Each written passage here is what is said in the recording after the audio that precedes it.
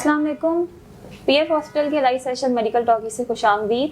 आज हमारे साथ हैं डॉक्टर आमिर हलीम जो कि consultant orthopaedic and trauma surgeon है। सर वेलकम हमारे शो में। Thank you very much. आज का हमारा टॉपिक है arthritis and joint pain. Sir इस हवाले से मेरा पहला सवाल आपसे है कि अर्थराइटिस क्या होता है? अर्थराइटिस जिसको एक्सप्लेन इस तरह हम कर सकते हैं कि जोड़ों के दरमियान जो गैप है किसी भी जोड़ में जिस्म के, वो कम होने की वजह से जो बोन्स हैं वो आपस में टकरा एक आम फैन एक्सप्लेनेशन यही है। और ये किसी भी जॉइंट को अफेक्ट कर सकता है। जो ज़्यादातर आपको नज़र आता है अर्थराइटिस वो नीज में, हिप्स में और कुछ शोल्डर्स में। इसके अलावा स्मॉल जॉइंट्स को, जैसे उंगलियों के जॉइंट्स हैं, फिंगर्स के जॉइंट्स हैं, रिस्ट जॉइंट है, एल्बो जॉइंट है, इनमें भी अर्थराइटिस हो सकता है। सही। अच्छा सर, इसकी क्या वजूहात हैं और किस वजह से अर्थराइटिस हो सकता है और इसकी क्या अलामात हैं? ये अर्थराइटिस की मल्टीपल कॉजेज़ हैं, जिनके अंदर जो मोटे मोटे कॉजेज़ को अगर हम देख लें तो एक तो एज रिलेटेड है, उम्र के साथ साथ हो जाता है, जिनको हम ऑस्टियोआर्थराइटिस भी कहते हैं। हो सकता है किसी को 50 साल की उम्र में हो, किसी को 70 साल की उम्र में हो, और उसका कोई आज तक 100% आइडेंटिफिकेशन नहीं हुई कि क्या रीजंस हैं, लेकिन वो एज रिलेटेड है। उसके अलावा रूमेटॉइड आर्थराइटिस हो सकता है, जो जिसम में कुछ एंटीबॉडीज ऐसी बन जाती हैं जिसकी वजह से ये डेवलप होता है। इंजरीज जब होती हैं तो उसके बाद भी अगर जॉइंट डैमेज हुआ हो तो अर्ली आर्थराइटिस डेवलप हो सकता है। ये भी एक रीज़न है। गाउट एक अदर रीज़न है जिसमें आर्थराइटिस हो सकता है। तो देयर आर मल्टीपल कॉजेज, लेकिन ये चंद इम्पॉर्टेंट फीचर्स हैं जिनकी वजह से आर्थराइटिस डेवलप होता है। सही। अच्छा सर, इसके कुछ एग्जाम भी हैं आर्थराइटिस के? कितनी टाइप्स का होता है ये? जी, एग्जाम यही है जो मैंने आपको एक्सप्लेन किया। ऑस्टियोआर्थराइटिस होता है, रूमेटॉइड आर्थराइटिस हो सकता है, पोस्ट ट्रॉमेटिक यानी इंजरी के बाद भी आर्थराइटिस हो सकता है। और सिम्टम्स भी इनके मुख्तलिफ हो सकते हैं। मुख्तलिफ टाइप के जॉइंट्स को भी ये डिफरेंट वक्त में अफेक्ट करता है।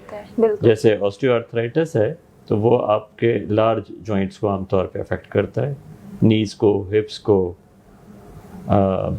शोल्डर्स को, कॉमनली नीज और हिप्स को। ठीक है। अच्छा सर, आर्थराइटिस और जॉइंट पेन में क्या फ़र्क है?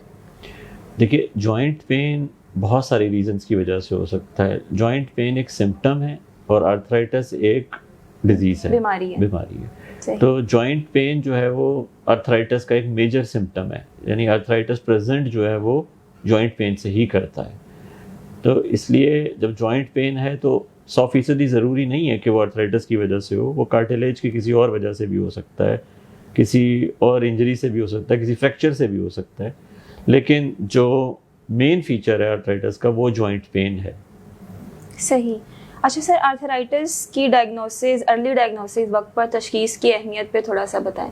जी हाँ, इट्स वेरी गुड। क्योंकि आर्थराइटिस वक्त के साथ साथ बढ़ता जाता है। सही। ये आप इसको इसी तरह समझ लें जिस तरह एक इंसान है, उसके ग्रे हेयर होते जाते हैं ज़्यादा, फिर वाइट होते जाते हैं, पहले ग्रे होते हैं फिर वाइट। इसी तरह आर्थराइटिस के भी ग्रेड्स होते हैं। तो ये सीवियरिटी इसमें वक्त के साथ साथ कुछ में जल्दी बढ़ जाती है, कुछ में देर से बढ़ती है, और कुछ में बहुत ही मिनिमल रहता है।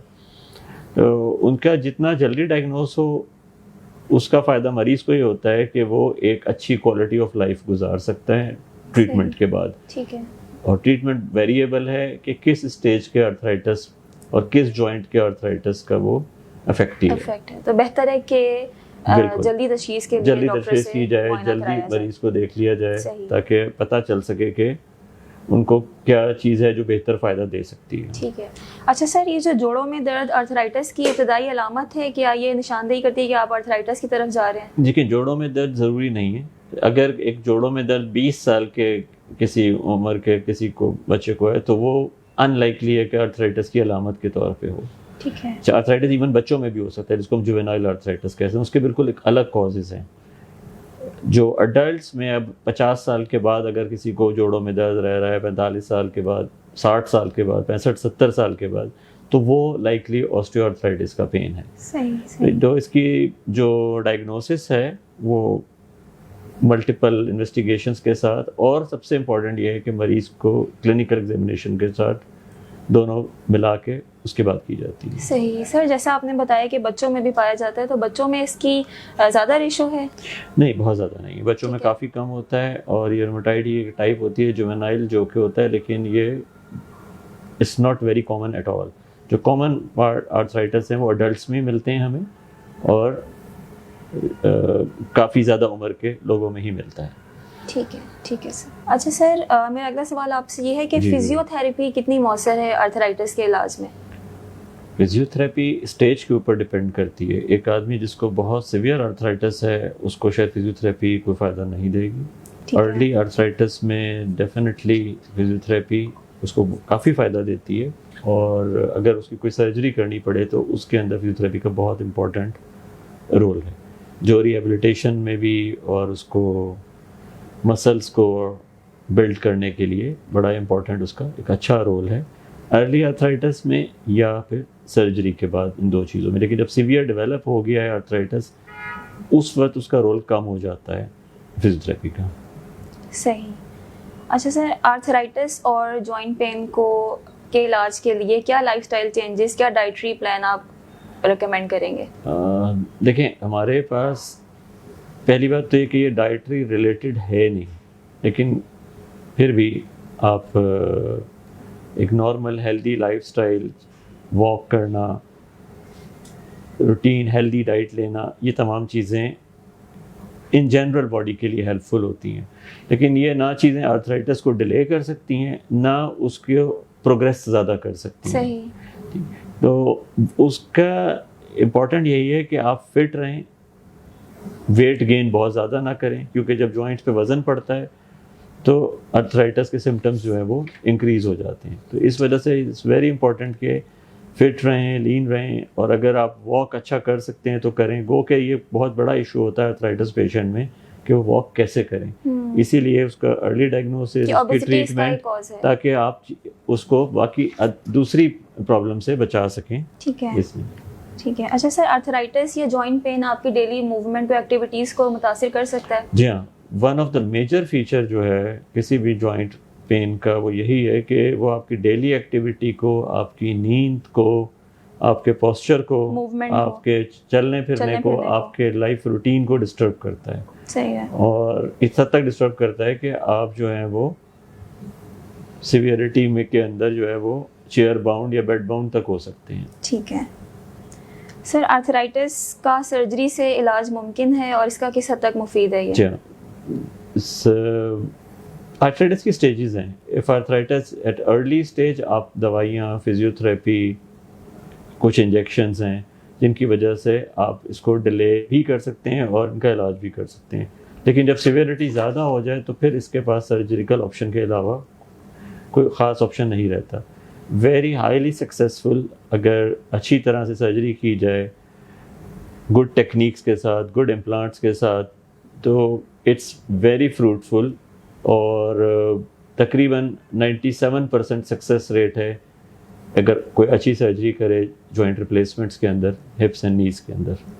सही सही, शुक्रिया सर। अच्छा सर, अगर कोई पेशेंट मेडिकेशन के बगैर इसका इलाज करना चाहे तो वो मुमकिन है? देखें, मेडिकेशन के बगैर सिर्फ ये कर सकते हैं कि कुछ ऐसे हैं हाइलुरोनिक इंजेक्शंस हैं जो आप दे सकते हैं, ठीक है। जिनसे कुछ हद तक अर्ली आर्थराइटिस में फ़ायदा रहता है, तो मेडिकेशन बहुत ज़्यादा नहीं खानी पड़ती। ये एक पॉसिबिलिटी है। इसके अलावा कुछ स्टेजेस पे मैं ऐसा करता हूँ कि अगर पेशेंट जो है रिप्लेसमेंट नहीं कर रहा और मॉडरेट आर्थराइटिस है तो आप आर्थ्रोस्कोपिकली भी उसको ट्रीट कर सकते हैं एज अ डे सर्जरी। लेकिन दवाइयाँ कुछ हद तक ज़रूर इसमें लाजमी है, लेनी पड़ती ठीक हैं है। किसी ना किसी फॉर्म में, इंजेक्टेबल फॉर्म में या कैप्सूल की या टैबलेट की फॉर्म में। सही सर, मेरा अगला सवाल भी ऐसे ही था कि आप इसके लिए कौन से टेस्ट रिकमेंड करते हैं? सबसे इम्पोर्टेंट बात यह है कि आप जिस ऑर्थोपेडिक्स को भी दिखाएं वो पहले आपको क्लिनिकली एग्जामिन करें, ठीक है। हाथ लगा के देखें कि जॉइंट में किस जगह पे क्या प्रॉब्लम है, कौन सा जॉइंट इन्वॉल्व है, और आइदर एंड देन डिसाइड के कौन से एक्सरेज हैं। एक्सरेज मोस्ट वैल्यूएबल हैं, प्लस कुछ ब्लड टेस्ट हैं जो आपको डायग्नोस करने में हेल्प कर देते हैं कि कौन सी टाइप का आर्थराइटिस है। तो और इसके अलावा आप MRI स्कैन भी कर सकते हैं अगर बहुत ज़रूरत है। सही। कुछ चीज़ों में उसकी ज़रूरत होती है देखने के लिए, लेकिन हर एक में नहीं। सही। अच्छा सर, ये कहा जाता है और कि ऑस्टियोआर्थराइटिस या ये मौरूसी बीमारी है कि ये खानदानी तौर पे बंदे के साथ होती है? अभी तक कोई ऐसा एविडेंस नहीं आया सही। ऑस्टियोआर्थराइटिस में कि ये, लेकिन कुछ स्टडीज शो करती हैं कि शायद कहीं ना कहीं जेनेटिक फैक्टर काउंट करता है इसमें, लेकिन ये ज़रूरी नहीं है कि एक के घर में सबको आर्थराइटिस डेवलप हो जाए। हो सकता है कुछ को ना हो और कुछ को बहुत लेटर एज में हो। इट इज़ मोर डिजनरेटिव, वक्त के साथ साथ ये डेवलप होता है। सही। सर, इसका फिर मुकम्मल इलाज मुमकिन है कि ये उम्र भर बंदे के साथ रहती है बीमारी? आर्थराइटिस जब हो जाता है तो ये रहता ज़रूर है। अब जैसे अर्ली है तो जैसे आपको मैंने बताया, दवाओं से किसी भी फॉर्म में इलाज हो सकता है, एक्सरसाइज से हो सकता है, लेटर स्टेज के ऊपर रिप्लेसमेंट से हो सकता है। उनकी भी एक लाइफ होती है जॉइंट रिप्लेसमेंट्स की। तो आप जॉइंट्स को रिप्लेस, लेकिन उससे आपकी क्वालिटी ऑफ लाइफ बहुत हद तक इम्प्रूव हो जाती है और आप अपना नॉर्मल रूटीन एक्टिविटीज़ पे जा सकते हैं। गो के चंद कॉम्प्लिकेशंस का रिस्क हमेशा रहता है, लेकिन यह है कि मिनिमल है और अच्छा इलाज इसका मुमकिन है। सही सही। सर, आखिर में आप टेक होम मैसेज क्या देना चाहेंगे? टेक होम मैसेज इसमें यही देना चाहूँगा कि अगर आप सफ़र कर रहे हैं तो get advice from a proper person who knows the orthopaedic consultant को ज़रूर दिखाएं। सेल्फ मेडिकेशन की बजाय बेहतर है कि ताकि वो आपको प्रॉपरली डायग्नोज कर सके कि क्या रीज़न है, कि आर्थराइटिस है भी या कोई और रीज़न की वजह से आपको जॉइंट में पेन हो रहा है। और लाइफस्टाइल को जो है वो हेल्दी रखें, वॉक ज़रूर करें, कैल्शियम की इंटेक अच्छी रखें ताकि बोन की क्वालिटी अच्छी रहे, और ट्रीटमेंट ज़रूर लें ताकि आप जो है वो एक डेबिलिटेटिंग और ऐसी कंडीशन में ना चले जाएं कि सिवियरिटी जो है वो आपको तंग करना शुरू करे और आप अपनी रूटीन एक्टिविटीज़ ना कर सकें। सही सही। बहुत शुक्रिया sir. Thank you very much. बहुत सर हमारे पास अवेलेबल होते हैं, आप मुझसे अपॉइंटमेंट ले सकते हैं। मज़ीद कोई सवाल हो आप हमें कमेंट कर सकते हैं, हमें इनबॉक्स कर सकते हैं। बहुत शुक्रिया। अल्लाह हाफ़िज़।